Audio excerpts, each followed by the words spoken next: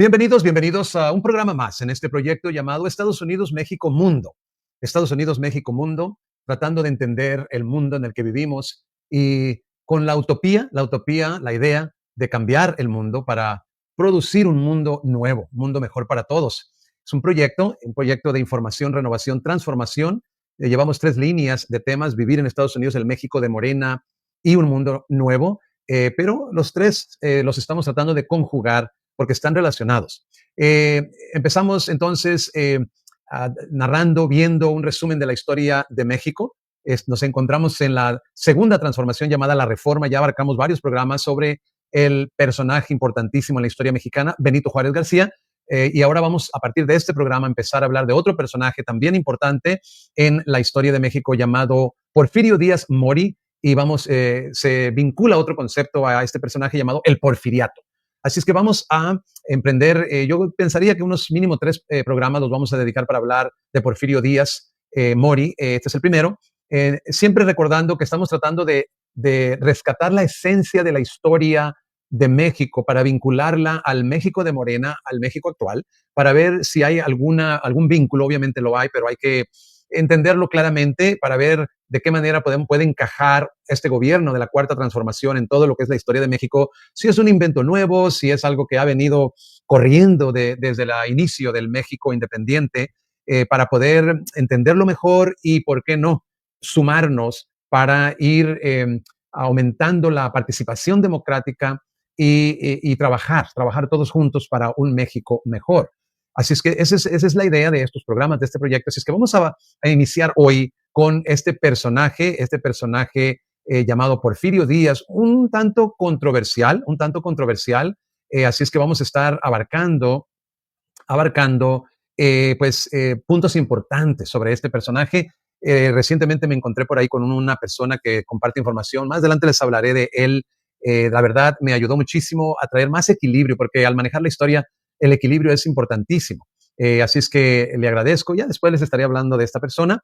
Sin embargo, hoy nos ocupa el personaje de Porfirio Díaz en la historia. Lo estoy vinculando a la Reforma, porque aunque ya no es necesariamente o directamente parte de la Reforma, en cierta manera es como una continuación a la Reforma de Benito Juárez. Así es que vamos a entrar pues en materia, para entonces abarcar puntos importantes. ¿Qué es lo primero que queremos ver con este personaje de Porfirio Díaz? Me llamó mucho la atención que podríamos dividir a Porfirio Díaz en dos partes. La primera parte de su vida se puede decir que fue un apoyador, simpatizante de Benito Juárez, pero ya al entrar a la segunda fase de su vida, en la que él llega a ser presidente, se convirtió en un opositor de Benito Juárez.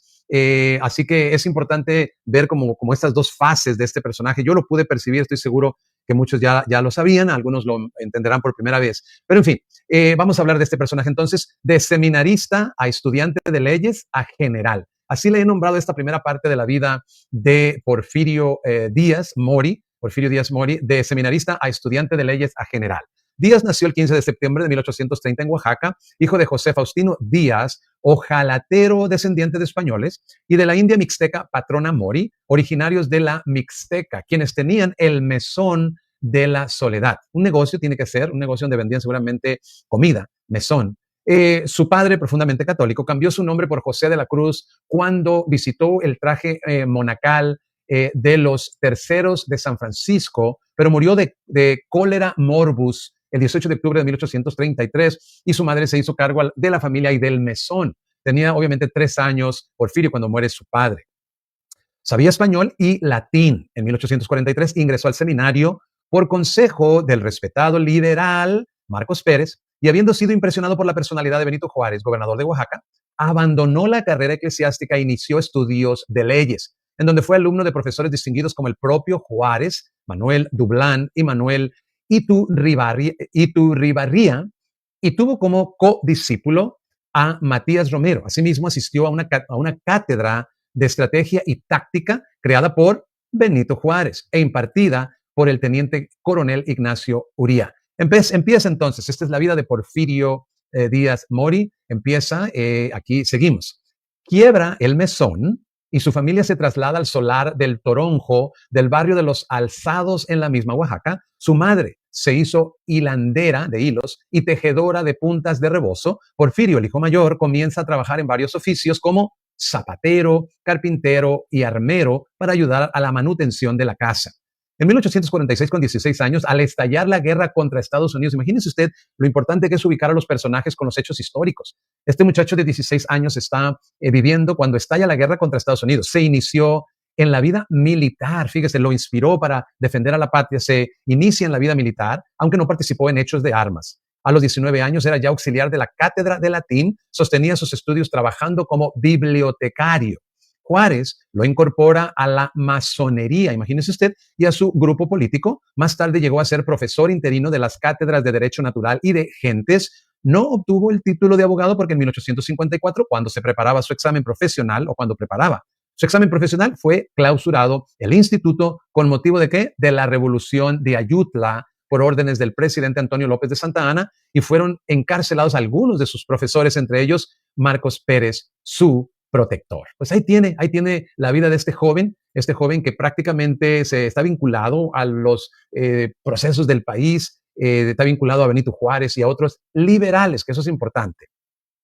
Seguimos. Durante el plebiscito convocado por Santa Anna el 1 de diciembre de 1854, Díaz votó públicamente a favor de Juan Álvarez, que encabezaba la revolución de Ayutla, obviamente en contra de los conservadores, lo cual provocó que se ordenara su aprehensión por sufragar por un sedicioso. En consecuencias, Díaz se unió al levantamiento y en Teotongo combatió a las fuerzas gobiernistas al mando de José María Herrera. Al ser derrotado, anduvo prófugo hasta el derrocamiento de Santa Anna en 1855. ¿Qué le parece? Este es Porfirio Díaz Mori en su primera etapa, en su primera fase de su vida, cuando va de seminarista a estudiante de leyes a general. Bien, el nuevo gobernador de Oaxaca, José María García, nombró a Díaz, o sea, Porfirio, subprefecto. Y aquí empiezo yo a poner en letra negrilla algunos puntos importantes de cómo esta persona, este joven, va ascendiendo, sobre todo en el ámbito militar. Nombró a Díaz subprefecto del distrito de Ixtlán. Ahí organizó un grupo de 100 hombres de la Guardia Nacional. Al triunfo del plan de Ayutla, el gobernador Benito Juárez le concedió la patente de mayor de infantería de la Guardia Nacional. Tras un año de servicios como subprefecto, optó por ingresar al servicio activo como capitán, con sueldo mucho menor. Ahí organizó a su tropa en previsión de la guerra que estaba por venir. Jurada la Constitución de 1857 por parte de liberales, por supuesto, los conservadores iniciaron la resistencia armada y en Ixtapa, en 1857, Díaz es herido de bala cerca de la fosa ilíaca, sin que se afectaran sus intestinos. El coronel conservador José María Salado no solo resultó derrotado, sino también muerto. En 1858 participó en la toma de Oaxaca y otros combates. En 1859, con muchas desventajas para resistir a los conservadores, fue nombrado gobernador y comandante militar del distrito de Tehuantepec. Ante el inminente ataque de fuerzas superiores, Díaz marchó sigilosamente buscando la retaguardia de los conservadores acantonados en la hacienda de la Jícara, a los que tomó por sorpresa y derrotó, lo cual le mereció el despacho de mayor de infantería. Los siguientes 2 años tuvo constantes escaramuzas con los conservadores, que se valió el ascenso a teniente coronel. Sin embargo, actuaba en condiciones adversas, escasas de armas, municiones y víveres, rodeado de enemigos y prácticamente incomunicado y aislado del resto de las fuerzas liberales. Ese es un punto que llama la atención, que andaba un tanto por su cuenta, pero al mismo tiempo no. Así es que esas son cosas importantes a notar cuando se estudia un personaje. Y sobre todo cuando veremos una fase muy distinta en la segunda etapa de su vida. Al enterarse de las leyes del matrimonio y del registro civil que había promulgado Juárez desde Veracruz, los juchitecos se rebelaron porque las interpretaron como un ataque a la religión. Pero Díaz, con ayuda del cura dominico Mauricio López, pudo convencer a los alzados de que no había razón para tomar las armas. En el cumplimiento de la condición de armamento, en el cumplimiento de la conducción de armamento y parque, derrotó a los conservadores en Santa María Areu y es ascendido a coronel de la Guardia Nacional. Se dice que ahí aprendió Díaz las estrategias de infundir temor a la población y dividir y enfrentar entre sí a sus enemigos, que lo caracterizarían como gobernante. Se está formando esta persona, se está formando y es importantísimo prestar atención a todos los detalles. Fue derrotado en Mitla en 1860. Participó en el infructuoso sitio que se tendió a la ciudad de Oaxaca ese mismo año, cuando tuvo que levantarse el sitio ante la llegada de refuerzos al mando del coronel Mariano Miramón, hermano del presidente conservador Espurio, a quien después derrotó en Ixtepeji. Y tal vez sea Ixtepeji o Ixtepeji, una de dos. Así pudo participar en la toma de Oaxaca el 5 de agosto del año citado aún, cuando fue herido levemente en una pierna, lo cual mereció su ascenso a coronel del ejército permanente. Aquí vemos sus dotes militares, no hay ninguna duda, el mismo Juárez lo reconoció. Sin mayores eventos militares importantes, una vez derrotado Miramón por González Ortega en Calpulalpan, ¿verdad? Calpulalpan, Díaz entró con sus tropas a Ciudad de México el 4 de enero de 1861, con lo que terminó la Guerra de Reforma. Para entonces estaba enfermo de tifo y durante la mayor crisis de esa enfermedad fue electo diputado al segundo Congreso de la Unión por el distrito de Ocotlán, Oaxaca. Aquí entra otra función de Porfirio Díaz Mori, ya no como ese militar, sino ahora como diputado. José López Portillo y Rojas, en su publicación Elevación y Caída de Porfirio Díaz, cuenta que al intentar Díaz pronunciar su primer discurso desde la tribuna, ya como diputado, enmudece, irrumpe en llanto y abandona la tribuna apresuradamente ante el desconcierto de los presentes. ¿Qué le parece? Quizás por eso, pronto solicitó licencia para perseguir a las órdenes del general González Ortega, al conservador Leonardo Márquez, a cuyas tropas derrotó en Jalatlaco el 13 de agosto de 1861, por lo que el presidente Juárez le otorgó el ascenso a general de brigada. El 28 de octubre del mismo año volvió a abatir a Márquez, ahora en Pachuca. En la intervención francesa, Díaz tuvo su actuación militar más destacada. El 28 de abril de 1862, las tropas a su mando tuvieron la primera batalla con los invasores franceses en las cumbres de Acultzingo. En sus memorias, que es una publicación de Porfirio Díaz narra acerca de la víspera de la batalla del 5 de mayo. Participó en la batalla del 5 de mayo. ¿Qué le parece? Todo esto es importantísimo, poner todo bajo su debido contexto. Dice él, nos manifestó el general Zaragoza que la resistencia presentada hasta entonces era insignificante para una nación como México de 8 a 10 millones de habitantes, pero que era a la vez lo más que podía hacer el gobierno, dadas sus circunstancias. Que vista la situación bajo el primer aspecto, era vergonzoso que un pequeñísimo cuerpo de tropa llegara a la capital de la República sin encontrar la resistencia que corresponde a un pueblo que pasa de 8 millones. Que en consecuencia creía que los que estábamos presentes nos debíamos comprometer a combatir hasta el sacrificio, o sea, hasta la muerte, para que si no llegáramos a alcanzar la victoria, cosa muy difícil, aspiración poco lógica por la desventaja en armamento y en casi todo género de condiciones militares, al menos procuráramos causarle algunos estragos al enemigo, aun cuando nuestros elementos actuales fueran consumidos, porque así el gobierno y la nación contarían con el tiempo necesario para preparar la defensa del país, pues teniendo el enemigo muchas bajas y mucho consumo y deterioro en sus materiales, se vería obligado a estacionarse en Puebla. Esa fue la estrategia de él, desgastar un poco al enemigo para que la nación se preparara para entonces confrontarlos en unas mejores condiciones. Al otro día, durante la famosa batalla, Díaz contuvo y rechazó con 2 cuerpos de su brigada el ataque de los invasores. Tras la victoria sobre los franceses, Zaragoza señaló en el parte oficial que Díaz quería perseguirlos, pero que derrotados como estaban, conservaban aún su superioridad numérica. Por tanto, mandé hacer alto al ciudadano general Díaz, que con empeño y bizarría los siguió. Este era Porfirio Díaz en su condición de militar. Casi un año después, Díaz luchó contra el sitio que pusieron los franceses a la ciudad de Puebla el 16 de marzo de 1863. Eran 40,000 sitiadores contra 12,000 defensores. Durante el sitio, Víctor Hugo proclamó desde su exilio: hombres de Puebla, no es Francia la que os hace la guerra, es el imperio. Valientes de México, resistid. Si sois vencedores, mi fraternidad de ciudadanos. Y si sois vencidos, mi fraternidad de proscrito. Por su participación destacada en la defensa del convento de Santa Inés, Díaz fue ascendido a general efectivo de brigada el 25 de abril siguiente. Después de 2 meses de sitio y ante la absoluta escasez de provisiones de boca y de municiones para sostener la guerra, el ejército mexicano se rindió y entregó la plaza de Puebla al general Forey el 17 de mayo siguiente. Díaz, igual que González Ortega, Mariano Escobedo, Ignacio de la Llave y muchos más, estuvo entre los generales, jefes y oficiales prisioneros que se negaron a firmar el compromiso de permanecer neutrales hasta el fin de la guerra, por lo que Forey dispuso su envío a Francia. Querían que se mantuvieran neutrales y ellos se rehusaron por la defensa del país. El 21 de mayo, sin uniforme y aprovechando la entrada y salida de los muchos amigos y familiares de los prisioneros que saldrían a Francia, escapó Díaz, por supuesto, a la Ciudad de México. El conde Thun ofreció 1,000 pesos por su captura o muerte. Ya en la capital no aceptó el nombramiento de secretario de Guerra y Marina que le ofreció el presidente Juárez o de jefe del ejército republicano. Ahora, ¿por qué no lo aceptó? Porque consideró que debido a su juventud tendría la oposición de muchos generales de mayor experiencia y trayectoria. Entonces Juárez le concedió formar una división a su gusto y comandarla en la guerra contra los franceses. Después fue nombrado jefe del ejército del centro. Estamos viendo lo que movía la manera de pensar de Porfirio Díaz. De nuevo, dos etapas de su vida. Una hasta que llega a ser general y la otra cuando empieza en su presidencia en adelante, tal vez veremos a un Porfirio Díaz muy diferente. Seguimos. El 14 de octubre de 1863 fue ascendido a general de división al mando del Ejército de Oriente con jurisdicción en Oaxaca, Veracruz, Chiapas, Tabasco, Campeche y Yucatán. A su paso hacia Oaxaca tomó Taxco.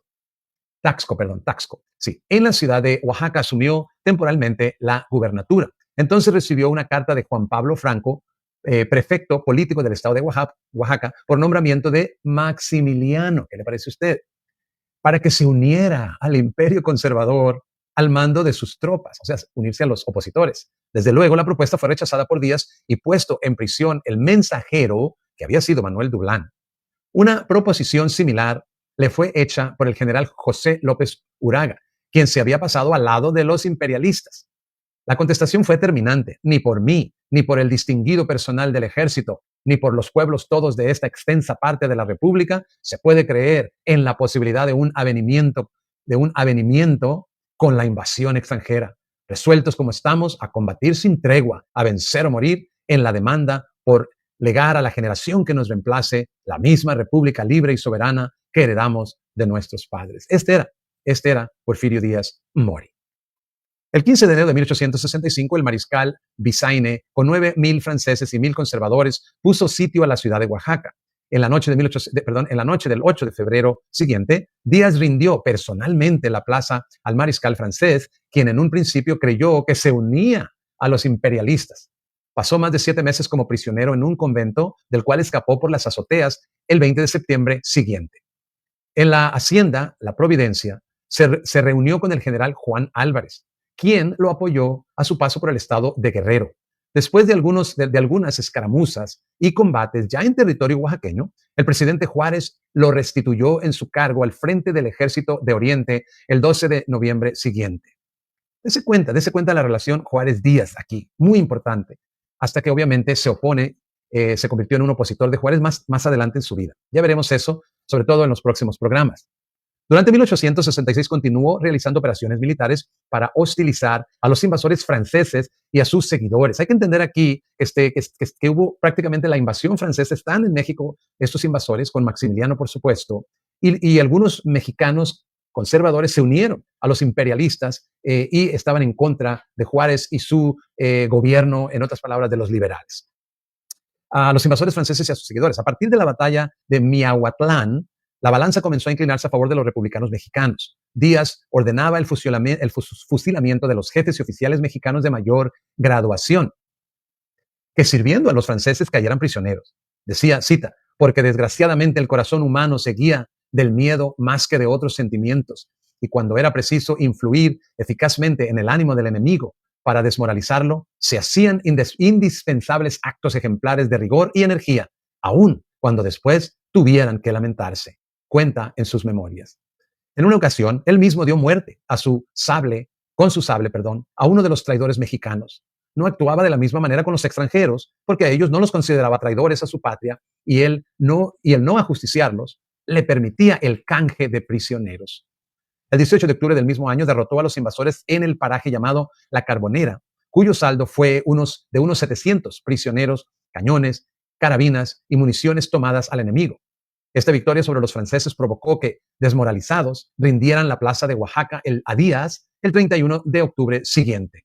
Durante la ocupación de la ciudad de Oaxaca, Díaz estableció una academia de educación secundaria para niñas, dado, cita, el atraso que guardaba en el país la educación de la mujer, lo cual la hacía egoísta. y la grande influencia que ella naturalmente ejerce sobre el hombre, pues en muchos casos era bastante para intibiar el entusiasmo de mis soldados y hacerlos desistir de su propósito de pelear por la independencia de su patria. Su ejército se financiaba con las exacciones a la población, el botín que se arrebataba a los derrotados y la venta de las propiedades que se incautaban a los traidores conservadores, además de los escasos recursos que de vez en cuando eran proporcionados por el gobierno juarista. Recordemos que no había muchos fondos.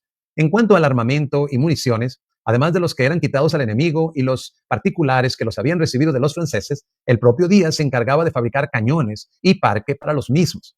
Justo Benítez era el eficaz administrador de la campaña, lo que permitía a Díaz ocuparse por entero de las cuestiones militares. El año de 1866 terminó con la compra y envío a Minatitlán de armamento, equipo, municiones y útiles de hospital que Benítez contrató en Nueva York para el Ejército de Oriente. Con los nuevos recursos recibidos, Díaz reorganizó su ejército, que llegó a reunir más de 4,000 hombres, y se apresentó a marchar sobre las ciudades de Puebla y México. El 9 de marzo de 1867, Díaz inició el cerco y sitio de Puebla. Tras semanas de batallar sin resultados y ante la inminente llegada del general Miramón con refuerzos para los sitiados, emprendió el asalto a la plaza, que después de muchas horas de combate, calle por calle, quedó en manos de los republicanos. Ese mismo día fueron fusilados los jefes y oficiales conservadores capturados. Díaz escribió, se cita: "Considero esta acción como una de las más importantes de la que sostuve durante la Guerra de Intervención. Por esta batalla fue llamado el héroe del 2 de abril. 2 días más tarde, ante el inminente ataque con fuerzas muy superiores, se rindieron los fuertes de Loreto y Guadalupe, que ocupaban los conservadores. Contra su costumbre y para sorpresa de los prisioneros, Díaz no procedió al fusilamiento de los jefes y oficiales, sino que los puso en libertad bajo protesta de no volver a tomar las armas y de acudir al llamado del gobierno si así fuere el caso".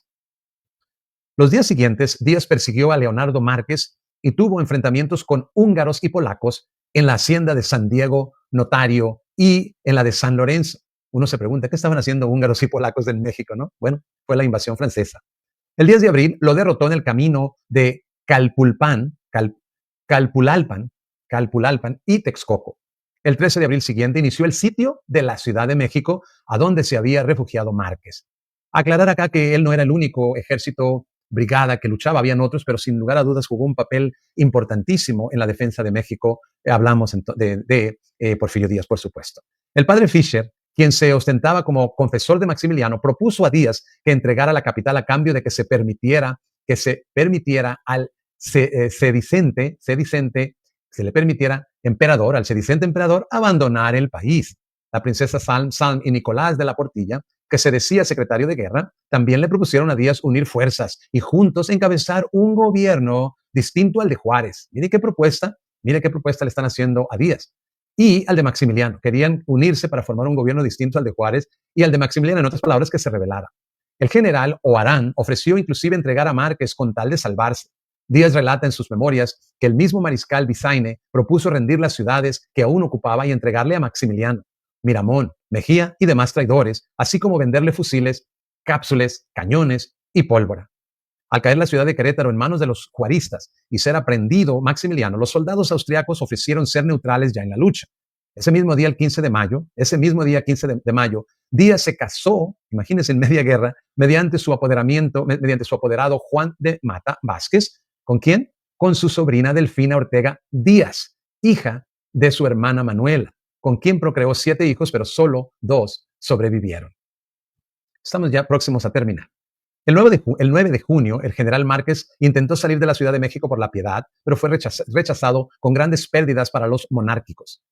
Ya para entonces los sitiados solo disponían de 12,000 efectivos, mientras los sitiadores llegaban a 35,000 soldados con 9,000 caballos. Finalmente, el 20 de junio siguiente, mediante una bandera blanca colocada en las torres de la catedral, el general Ramón Tavera rindió incondicionalmente la ciudad. El príncipe Kevin Uller, defensor austriaco de la plaza, se encerró en Palacio Nacional junto con sus tropas sin hacer resistencia a cambio de serle permitido marcharse a su país. Al día siguiente, entre repiques y cohetones, las fuerzas republicanas ocuparon en orden la capital de México y tomaron a todos los defensores prisioneros sin derramamiento de sangre. El general Márquez pudo escapar. Al final de la jornada, Díaz presentó su renuncia al ministro republicano de la guerra por considerar que ya no tenía motivo para continuar al mando del ejército de Oriente. El 15 de julio, Díaz recibió en la capital de la República al presidente Juárez, quien izó personalmente la bandera mexicana en Palacio Nacional.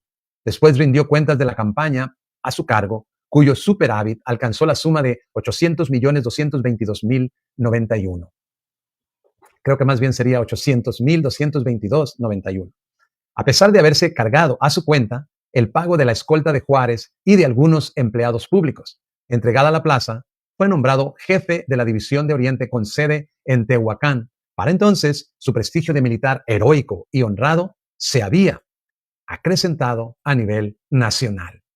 Pues ahí tiene usted a este personaje importantísimo en esta primera fase de su vida, sin lugar a duda, clave su entrega por la nación, sometido a Juárez, en coordinación con Juárez, fue clave para derrocar a los franceses en esta invasión y volver a recuperar las riendas del país al gobierno juarista. Pues ahí tiene usted nuevamente un tema más. Seguiremos con los siguientes temas en los próximos programas. Ojalá que nos siga acompañando. Es todo por ahora. Pásela muy bien y hasta la próxima.